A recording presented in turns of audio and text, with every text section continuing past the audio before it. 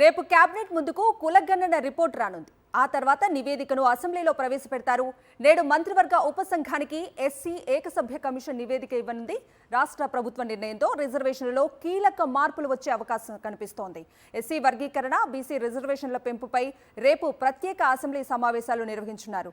ఇక ఇదే అంశానికి సంబంధించి పూర్తి అప్డేట్స్ అందించడానికి మా ప్రతినిధి రాకేష్ లైవ్ లో జాయిన్ అవుతున్నారు. రాకేష్, చెప్పండి, కులగణన రిపోర్ట్ నేపథ్యంలో గవర్నమెంట్ నెక్స్ట్ స్టెప్ ఏంటి, అప్డేట్స్ ఏంటి?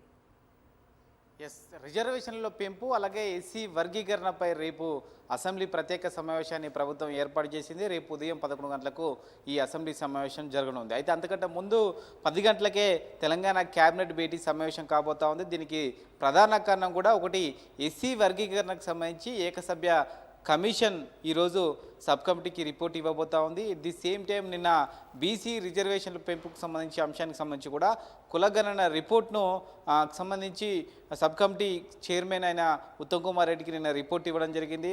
నిన్న ఉత్తమ్ కుమార్ రెడ్డి కూడా ప్రకటించారు ఈ రెండు రిపోర్ట్లు, ఏకసభ్య కమిషన్కు సంబంధించిన ఎస్సీ వర్గీకరణ రిపోర్టు అలాగే కులగణనకు సంబంధించిన రిపోర్ట్ను, ఈ రెండు రిపోర్ట్లను రేపు క్యాబినెట్ ముందు నుంచి క్యాబినెట్లో ఆమోదం తెలిపి ఆ తర్వాత అసెంబ్లీలో పంపిస్తాం. అసెంబ్లీలో చర్చ అనంతరం తీర్మానం చేస్తామంటూ కూడా చెప్పిన నేపథ్యంలో దీనికి లీగల్గా కూడా రిజర్వేషన్ల విషయంలో ఎటువంటి ఇబ్బందులు రాకుండా ప్రభుత్వం న్యాయ నిపుణుల సలహాను ఇప్పటికే కోరింది. ఎందుకంటే 50% క్యాప్ అనేది ఉంది కాబట్టి ప్రస్తుతం జనాభా ప్రకారం ఏదైతే బీసీ కులగణన ప్రకారం రిజర్వేషన్లు ఇవ్వాలనుకుంటే 50% క్యాప్ని మించి ఇవ్వాల్సి ఉంటుంది.